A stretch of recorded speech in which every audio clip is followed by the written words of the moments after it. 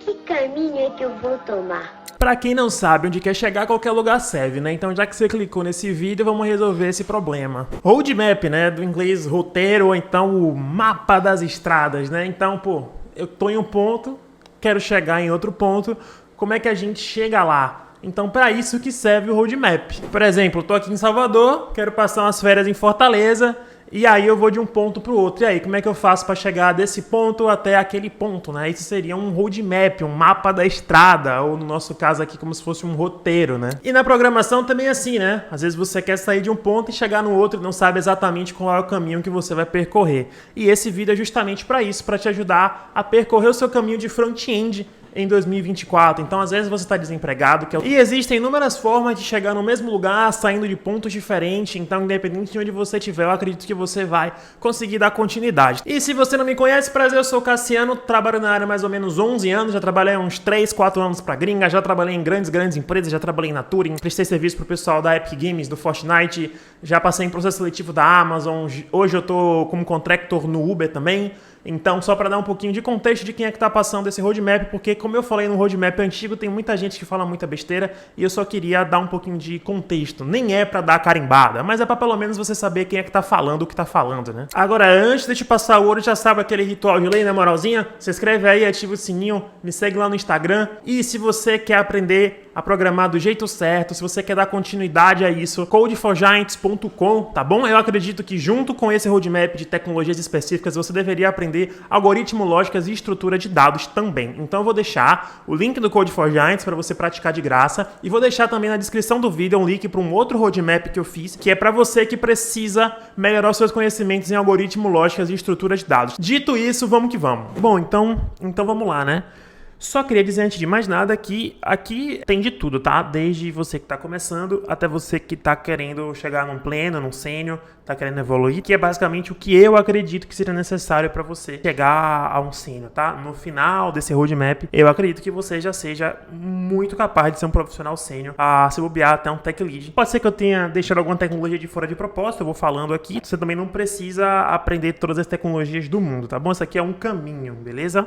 Bom, dito isso, vamos lá. O mínimo que você precisa saber. Você vai precisar codar isso que você vai aprender, as coisas que você vai desenvolver em algum lugar. Para isso a gente usa ou um editor código ou a gente usa uma IDE. Caso hoje em dia é muito usado o Visual Studio Code para desenvolvimento de front-end, acho que até para de back-end também, enfim. Mas de front-end com certeza o Visual Studio Code, editor de código que tem maior comunidade, eu acredito. E você vai encontrar muito vídeo no YouTube, se você precisar tirar dúvida e tal. É uma comunidade bem grande, bem ativa. Então eu recomendo que, primeiro passo, baixe o Visual Studio Code para você começar a fazer os seus códigos. E aí depois a gente vem com a santíssima trindade do front-end: HTML, CSS e JavaScript, tá bom? Você precisa aprender essas 3 tecnologias. Isso aqui é o básico do básico. Sem isso aqui você não é ninguém no desenvolvimento front-end, tá bom? Eu não vou entrar muito explicando o que cada tecnologia faz, porque senão o roadmap vai ficar muito grande, né? Acho que aí cabe a você, com esse roadmap na mão, aí sim ir procurar meios de aprender essas tecnologias. Então HTML, CSS e JavaScript, no mínimo, para você começar a sonhar em trabalhar. Depois, eu acho que você precisa aprender gerenciamento de versão, tá bom? Existem outros, né, mais antigos, mas geralmente no mercado a gente trabalha com Git. Git é quem manda no gerenciamento de versão. Gerenciamento de versão, basicamente, é para você ter várias versões do seu código, para você poder trabalhar em conjunto com os seus colegas de trabalho. É padrão ouro na indústria, tanto front quanto back, que você use algum gerenciamento de versão para que você consiga organizar melhor o seu código com o seu time. Então, você vai aprender Git, e aí eu recomendo que você aprenda GitHub. São coisas diferentes. GitHub é a plataforma onde você tem uma plataforma web bonitinha, onde você vê o seu código, onde você faz diversas ações lá no projeto. A versão gratuita do GitHub, seu código vai ficar público, você pode pagar a versão para você ter seu código privado. Por isso eu te dou outra opção aqui, Bitbucket ou GitLab, pelo menos até a data que eu gravo esse vídeo. Eu sei que eles têm alguns repositórios privados de graça que você pode usar. Então aprenda Git, com certeza aprenda GitHub, porque provavelmente a empresa que você trabalha vai ter um GitHub privado. Se ela não tiver, ou ela vai ter um Bitbucket ou um GitLab. Depois a gente vai para responsividade e produtividade relacionada à parte de CSS, a parte de estilização. Então perceba que só depois de você aprender o básico que eu venho com essa parte de frameworks e produtividade e tal, porque você precisa saber o que é que você está fazendo, né? Então Bootstrap é um framework que você pode usar para fazer páginas responsivas. Óbvio, você pode fazer páginas responsivas só com CSS puro. Mas, obviamente, aqui a gente está falando de produtividade. Então, muito provavelmente a sua empresa vai trabalhar com algum framework de produtividade, principalmente para montar telas, para fazer o design responsivo das telas. Design responsivo né? Vai no celular, tá bonitinho, vai na tela do computador, tá bonitinho também, né? Então é a forma como o seu site, o seu produto se adapta a diferentes resoluções de tela. Então, Bootstrap é uma solução interessante. Tailwind, muita gente vem usando hoje em dia, muito projeto com Tailwind. Bom você dar uma olhada. Material UI do Google, né? Faz a mesma coisa aí que o Bootstrap faz. E SAS é um pré-processador, né? Também, como eu falei, não vou entrar muito em detalhes, mas o SAS torna o CSS um pouco mais poderoso do que ele já é hoje em dia, trazendo algumas coisas que você não consegue fazer com CSS puro, tá bom? Depois que você aprender isso aqui, você não precisa aprender, nesse caso, tudo, tá? Eu acho que, por exemplo, ou você aprende Bootstrap, ou você aprende Material UI, ou você aprende Tailwind. Seria interessante que você soubesse os 4, sim, mas escolhe um e vai fundo. Cassiano, qual que você recomenda? Eu recomendo hoje Tailwind, porque é padrão de mercado, que a gente tá usando Tailwind. Mas fica de olho nessas 4 tecnologias para você melhorar a sua produtividade com o CSS. Depois a gente vai para o TypeScript. TypeScript, eu criei uma categoria chamada TypeScript. O TypeScript, ele, entre diversas outras coisas que ele traz, ele vai resolver um problema muito chato que o JavaScript tem de tipos. Ter que aprender a programar um pouquinho orientado a objeto, não tanto no front-end. O TypeScript, ele vai funcionar no front-end, principalmente para você tipar as coisas, para você dizer qual que é o tipo daquele objeto, coisa que no JavaScript você não tem. Só passando para dizer que se você não deixou o like até agora, nesse momento do vídeo, tu é um safado, viu? Vai, clica aí no like, vai. Depois nós vamos para os frameworks JavaScript. Perceba que eu só tô falando de framework JavaScript agora, né? Depois que você já estudou bastante coisa aí, né? E aí, aqui eu também diria para você escolher um. Os 3 principais são React, Vue e Angular. Eu recomendo React. Mais uma vez, você pode estudar os 3 ou você pode escolher um dos 3. Eu recomendo aqui que vocês peguem um dos 3 e eu acho que React hoje é o que manda, tá? De longe, assim, as aplicações front-end hoje em dia estão sendo produzidas com React. Cassiano, tem aplicação produzida em Vue, tem aplicação produzida em Angular? Tem sim. É por isso que eu coloco aqui, se você quiser seguir um outro caminho. Mas assim, React de longe tem a maior comunidade, a maior quantidade de projeto. Então, definitivamente você precisa, nesse momento em que você for escolher um framework JavaScript para você produzir suas telas, enfim, que você, no mínimo, aprenda React. Tá? Agora eu vou para ferramentas, beleza?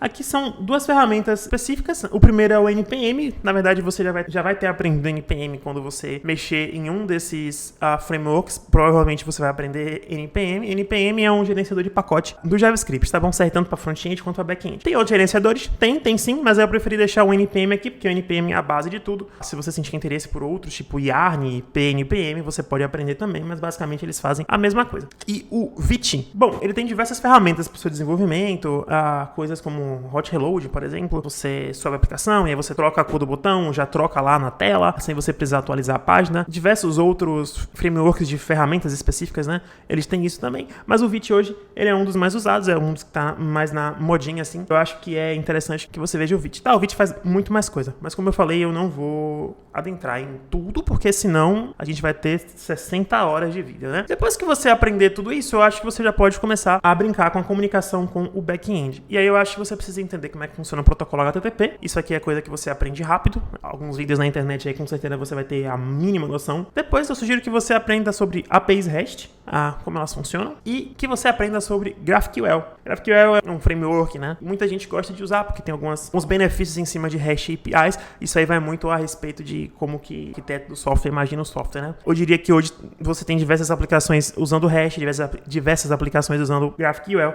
É importante que você saiba os dois, tá bom?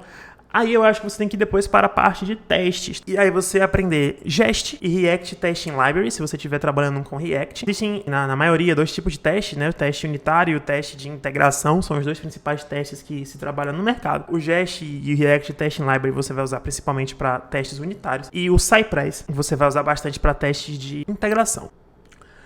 Depois, eu acho que é interessante você aprender sobre Server Rendering Apps. São aplicações que renderizam do lado do servidor. Você vai aprender lá quando você estiver aprendendo React. Por padrão, essas aplicações renderizam do lado do cliente. E isso tem algumas implicações negativas que o Next.js resolve para você, usando este framework. E eu coloquei aqui na mesma leva, né, SEO, né, que é basicamente para você melhorar o ranqueamento do seu site em motores de busca, né? Leia-se Google. Então, diversas práticas para você tornar o seu site mais inteligível para mecanismos de busca, e o Next.js trabalha muito com isso também. Aí a gente já tá vindo para um caminho bem mais bacana, aqui a gente chega em containers, tá bom? Containerização, acho que é assim que fala, de aplicações, e hoje quem manda é o Docker. Não sei nem se existe outro que faça a mesma coisa que o Docker faz, mas se você quer aplicar containers na sua aplicação, muito provavelmente você vai precisar trabalhar com Docker. E aí, depois disso aqui, cara, você já é um profissional front-end muito, muito, muito capaz, e aí vai depender, óbvio, se você vai ser júnior, pleno ou sênior, da quantidade de skill que você tem em cada tecnologia, né? Mas com certeza, se você chegou até aqui nesse roadmap, já sabe um pouco de cada coisa e escolheu uma tecnologia específica para trabalhar, acho que você já é um cara bem capaz aqui, tá? Que aí a gente já tá começando a brincar, de ser sênior mesmo e tal. Como eu falei, vai depender quanto você domina cada tecnologia que tá aqui, né? Mas o caminho... Mais 2 pontos também que ficou faltando eu falar, que são coisas interessantes. Você dominar alguma aplicação de log, tá? Hoje em dia, a gente busca levar os nossos logs para alguma outra aplicação que tem alguma inteligência a respeito dos logs. Geralmente não é uma boa prática hoje de mercado você simplesmente cuspir os seus logs em um arquivo de texto e depois ir lá buscar, enfim. Você pode fazer isso com o Sumo Logic, por exemplo. Aqui tem diversas ferramentas, pode ser que sua empresa use outra ferramenta, pode ser que sua empresa tenha a sua própria ferramenta interna de log, mas é importante que você tenha ciência de que você precisa, pelo menos, ter a ideia de que o log da sua aplicação precisa ser tratado com carinho. Não mande o seu log para qualquer lugar, não mande o seu log só para um arquivo de texto. Então, procure uma ferramenta para onde você possa fazer o monitoramento de log da sua aplicação, e, por exemplo, você tem o Sumo Logic, é uma das que eu usei. Feature flag também é um conceito importante de você saber, flags que liberam features ou não, né? Então, por exemplo, apesar de, por exemplo, código já instalar uma página nova, por exemplo, você só quer liberar essa página tal horário, ou você só quer liberar essa página para um certo grupo de usuários, né? Isso serve tanto para o front quanto para o back, né? Então, uma plataforma que te permita gerenciar as features que estão disponíveis ou não. Muitas empresas grandes usam isso, não são todas as empresas que usam, né? Às vezes ela gerencia isso internamente, mas muitas empresas também mandam isso para fora, principalmente empresas grandes têm uma aplicação que a gente chama de Feature Flag. Basicamente é esse. E aí, cara, se você quer ir além, eu acho que você precisa aprender a brincar com o DevOps, começar a fazer deploy, aprender como que funciona. Óbvio que antes disso aqui, você já pode fazer o seu deploy antes, né? Com certeza, quando você estiver aprendendo React, você for fazer algum curso de React, com certeza você vai aprender a fazer um deploy. Mas quando eu falo entender aqui, é entender a fundo, né? No meio do caminho, você vai ter que fazer o seu primeiro deploy, independente da plataforma que você faça isso. Mas aqui, o que eu quero dizer com isso é se você quiser ser um profissional realmente que vá além, entendeu? Que você saiba como que funciona o ecossistema de uma aplicação front-end, não só as tecnologias para desenvolver, mas as tecnologias para você manter a infraestrutura de uma aplicação front-end. Então, acho que você escolhe ou AWS ou GCP, tá? Então, ou você vai para o caminho da Amazon para gerenciar a sua cloud, ou você vai para o caminho do Google. Óbvio que tem também outros, DigitalOcean e por aí vai.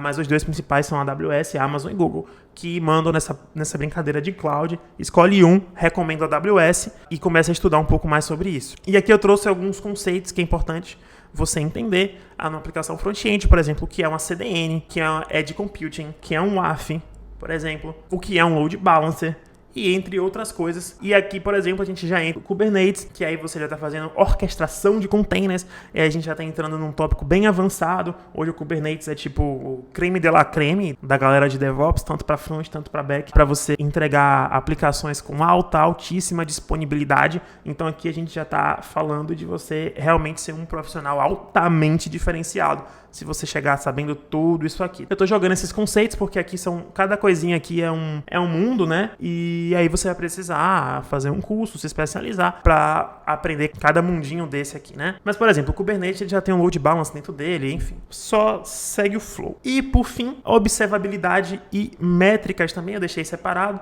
Então, importante você saber as métricas da sua aplicação, quantas aquisições, qual a rota que tá batendo mais, quanto tempo demora. Tem uma coisa que chama P99, por exemplo, quanto tempo demora para 99% das aquisições serem respondidas. Tudo isso você vai ter com, por exemplo, o New Relic, você vai ter com Grafana, você vai ter com Kibana. É importante você aprender Prometheus também, Prometheus, enfim. O Grafana e o Kibana a gente usa muito lógica de negócio também, né? Mas isso já é um pouco mais negócio. Mas tem gente que usa o Grafana, Kibana para métricas mesmo de aplicação. É importante que você tenha essas métricas, né? Então é isso, gente. Espero que esse vídeo possa ter te ajudado. Se você chegou até aqui e não deu um like, não seja um safado. Dê o seu like agora, tá bom?